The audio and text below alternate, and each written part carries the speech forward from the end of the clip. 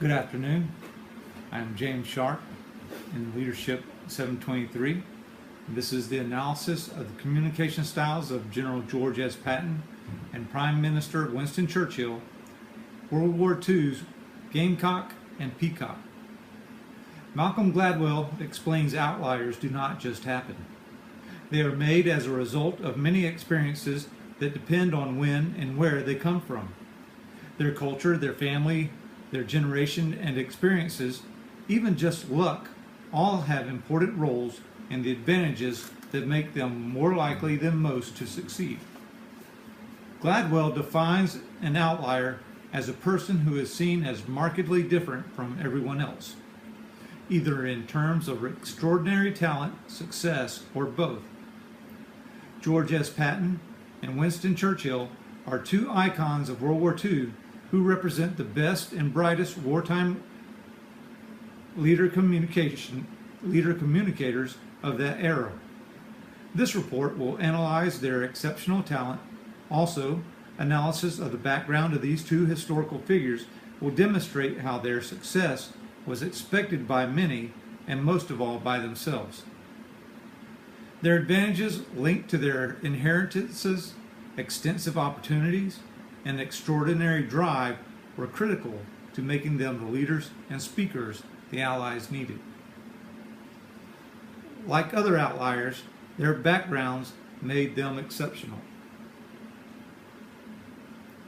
Winston Churchill and George S. Patton were contemporary communicators credited with strategic forethought during World War II.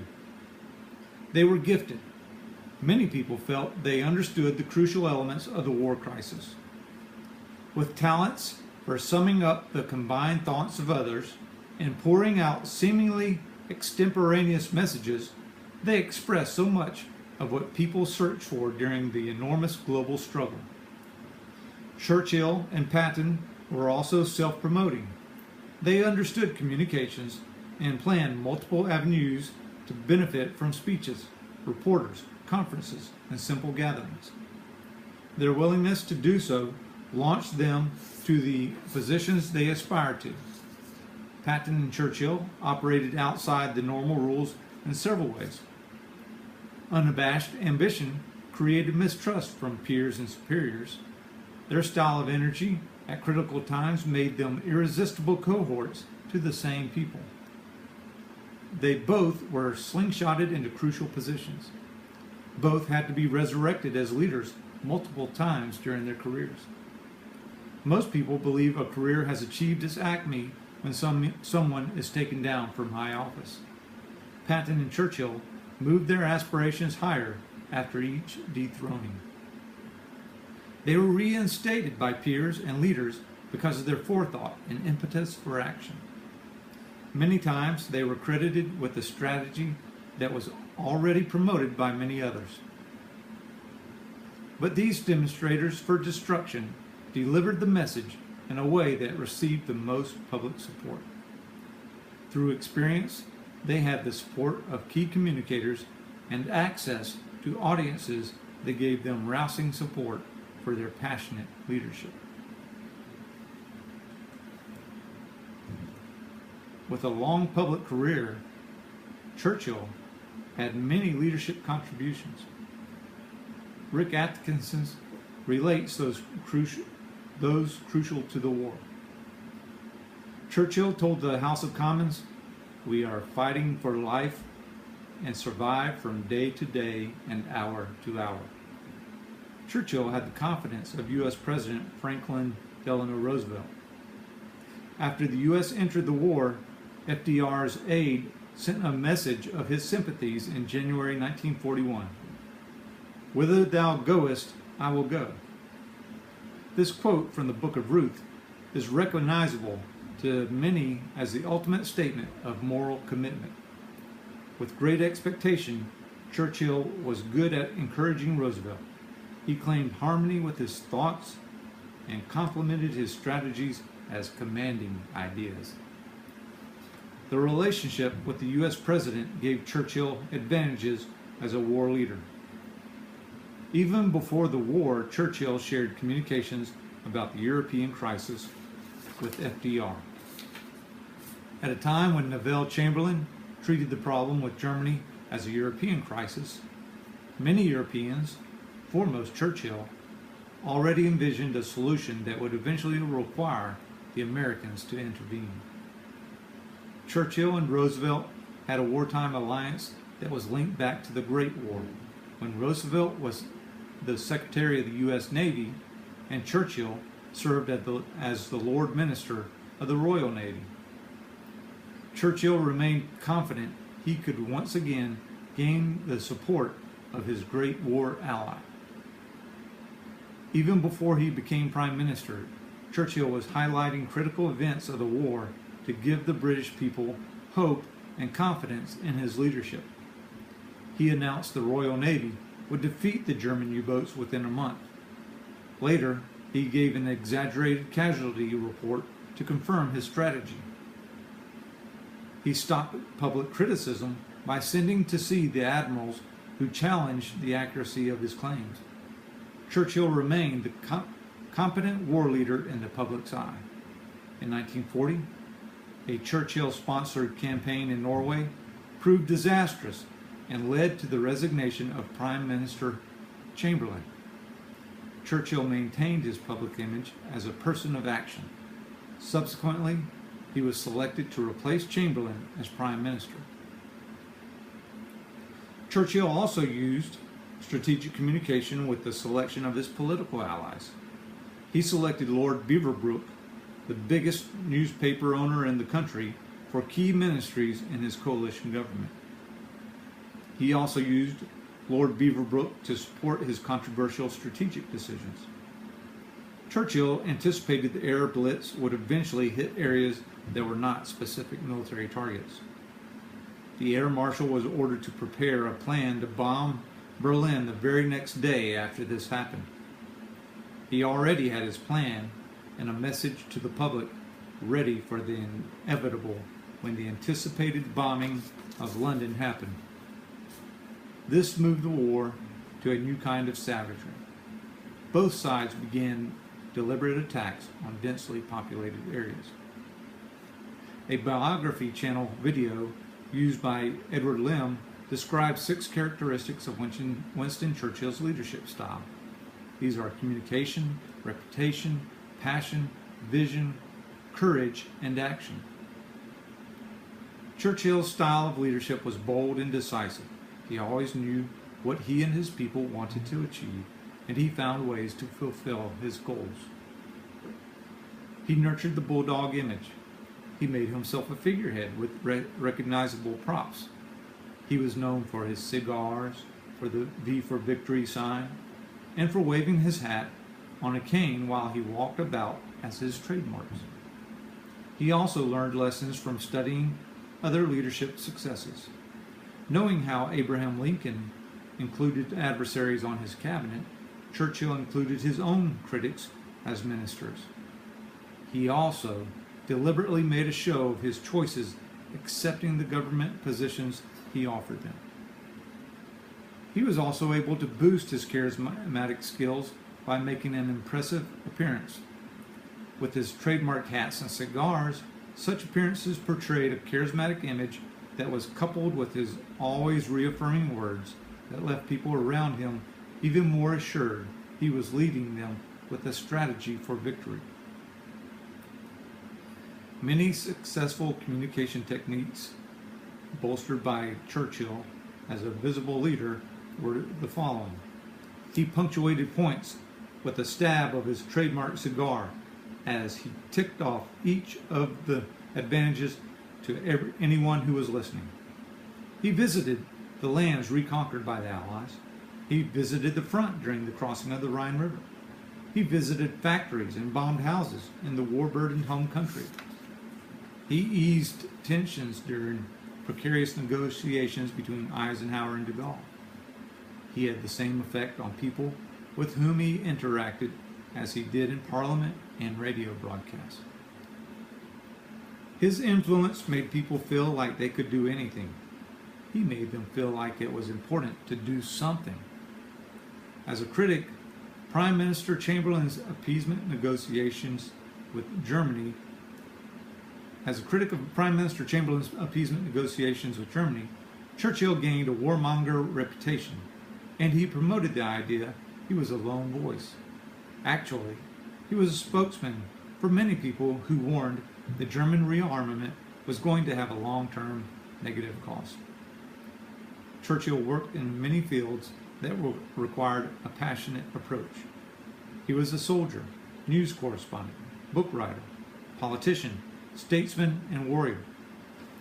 Each of these required long hours dedicated to understanding and perfecting the skills of the trade. Throughout his life, he wrote and published books. A collection of his works won the Nobel Prize for Literature in 1953. Churchill could envision victory at the darkest hour. During Dunkirk and the Air Blitz, he called for total victory, while the ruling party ministers accepted the continuous German conquest as proof the war was a total failure.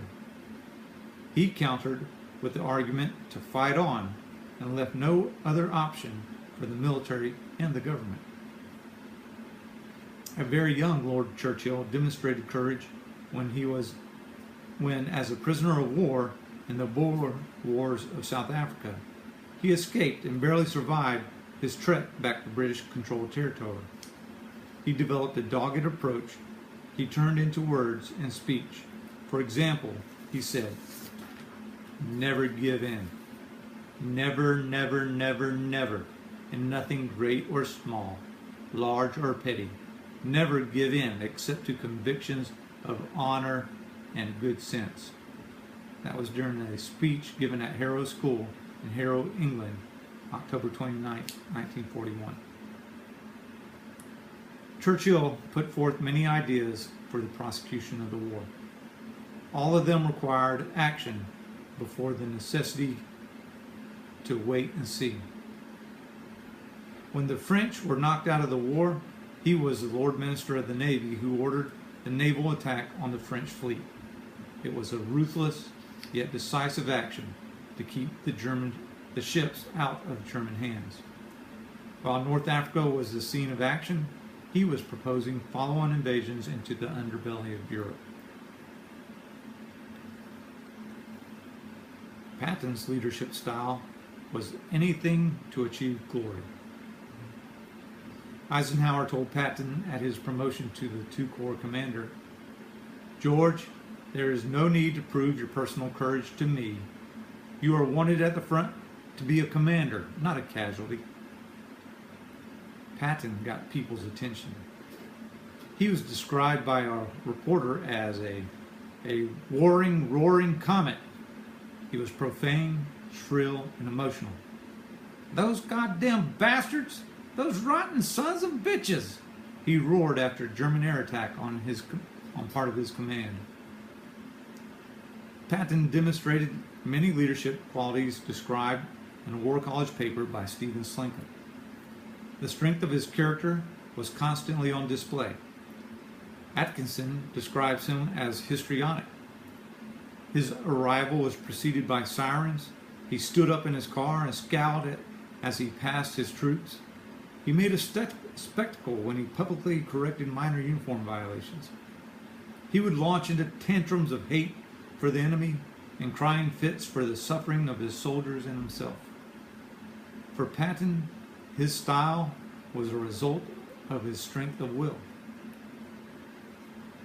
Bedizened with stars and loaded with guns, Patton came with Martian speech and a song of hate. This was a tribute by Brigadier General Paul Robinette of the 1st Armored Division. Patton made no attempt to hide his ambition or to disguise his love for fighting war. He continued to jeopardize his career when he announced the Americans and the British were destined to rule the world after the war was over. Part of his vulnerability was his assumed confidence that his passion was shared by the people who attended his speeches. For Patton, knowing how to win the war was not a conqueror's problem. He struggled with people who did not support his offense. He had vision. He could describe the defeated enemy's final condition before his armies joined in battle. The slow, lethal hedgerow campaign in Normandy made most people determine the European war was going to have the long progress of the previous war. Patton could see the impending breakout. He could envision the headlong race east to the German border, even when his Third Army was ordered to fight westward in the direction of the Atlantic coast of France. Patton had a high intellect. He studied classical history, ancient warfare, languages, arts, and all things martial and aristocratic. Technical advances in war interested this military officer. He understood armored warfare and air war. These were new innovations created after he started his military career. He was among the first to test and explain how to use the tanks and airplanes on the battlefield. Patton would provide spontaneous lectures of the historical significance of each battlefield he visited with his army. The extensive knowledge he displayed was to the delight and astonishment of the people who accompanied him. He had an understanding of human nature. Patton's elite heritage and upbringing separated him from the common soldier, but he understood their experiences. He was competitive at the level of being an Olympic athlete. He loved the soldier experience. He stayed active with the training of the Army as it prepared for the Second World War. When the U.S. entered World War II, he was in his third decade of service. His own romantic biases added to his understanding of human nature and the psychology of war. Patton loved the war, but he was overcome with emotions at the sacrifices his soldiers made. Patton's leadership contributions. General John Pershing blessed Patton with the most fitting compliment. "I like a general so bold he's dangerous." A commander's guidance describes the purpose, method, and final disposition of the forces he is leading. Everyone knew they did not want a repeat of the battlefields of World War I. Also, the German panzer attacks had to be defeated by the new and inexperienced American army. Patton gave the commander's guidance that correctly set those Americans up for success against the Germans. He gave the Germans their first and last taste of defeat. Patton could describe the priorities for victory in Europe before the landings began. He directed the Allies to conduct offensives oriented on destroying enemy forces. His armies were sent to kill the Germans wherever they could find them instead of being focused on taking key terrain in prized cities. His force destruction method sliced through more land faster than any other army in history. When he paraded through conquered areas, he left destroyed armies and landscapes in his path. Patton and Churchill were often wrong, but it did not deter them. During his battlefield circulation, Patton preached and harangued soldiers on tactics that were known to be unsound. He had contempt for passive defense and the normal protective measures. He was against digging in or hitting the dirt. These were actions soldiers took to avoid destruction by artillery. When Patton visited the command post of the 1st Infantry Division, he asked the commander, Major General Terry Allen, "Terry, where is your foxhole?" Major Allen showed him the hole outside the command post. Patton opened his fly and pissed in the trench to show his contempt. He was an advocate for a technique called marching fire, which required units to move forward on line while firing the semi-automatic M1s. The maneuver was not effective, but made a violent demonstration until it was forced to the ground by devastating enemy fire. Churchill also repeated mistakes. He was responsible for the British disaster at Gallipoli during World War I. He believed then, and still held the belief 25 years later, that Germany should be attacked through southern Europe and the Balkans rather than on the Western Front in France. During the strategy sessions of the combined chiefs of staff, he continued to advocate a return to the battlefield that caused his embarrassing resignation in World War I. Churchill also showed naivety and indifference to Americans' suspicions of British Empire expansion. He repeatedly recommended forced diversions to seize sovereign lands and to reinforce diminished colonial security. He was nonplussed when his recommendations drew American threats or were outright ignored. At the end of the war, Churchill and Patton were both removed from their positions. Churchill's coalition government lost an election in the summer of 1945. Churchill was replaced as prime minister, but he remained in Parliament. At the end of 1945, Patton was removed from command again. His former subordinate, 3rd Infantry Division, Lieutenant General Lucian Truscott, replaced him as the 3rd Army commander. Patton and Churchill had common advantages. Part of the outlier theory described by Gladwell is that outliers have the opportunity to get experience that gives them overwhelming advantages over other people. This experience is sometimes just the opportunity to spend more time doing and perfecting something than most people.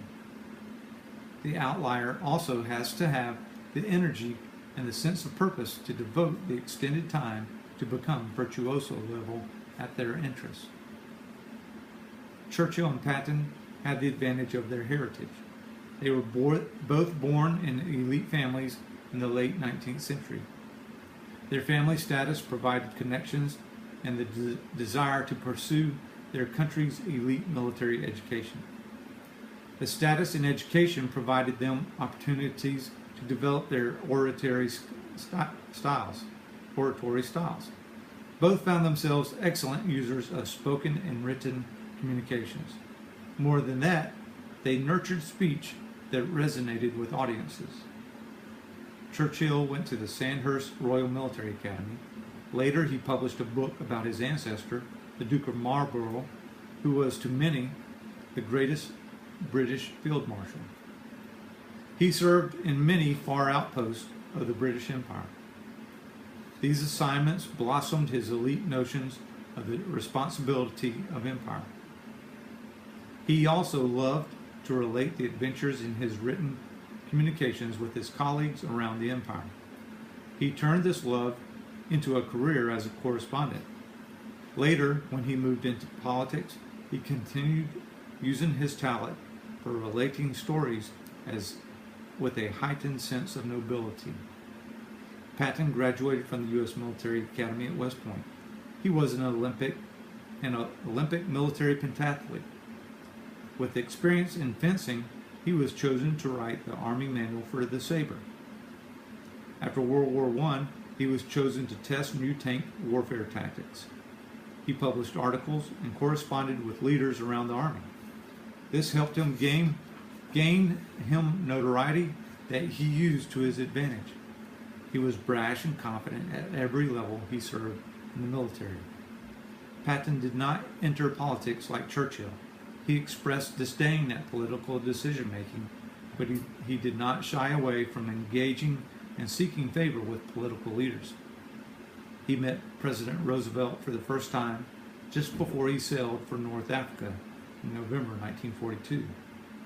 For the remainder of the war, he met the presidents and the prime minister several times in Washington and in the European theater of operations. Churchill and Patton both had many advantages that gave them better opportunities to develop their talents as communicators. Also, their family connection gave them access to training and experience they valued. They were prolific writers and confident speakers who memorized and recited poetry. Both were ambitious enough to seek challenges and to take every opportunity to promote themselves. In the early days of their military careers, they both survived dangerous combat experiences. They increased their credibility and created opportunities with the retelling of those adventures. They wrote about their careers and considered their own experiences pivotal to the world they served.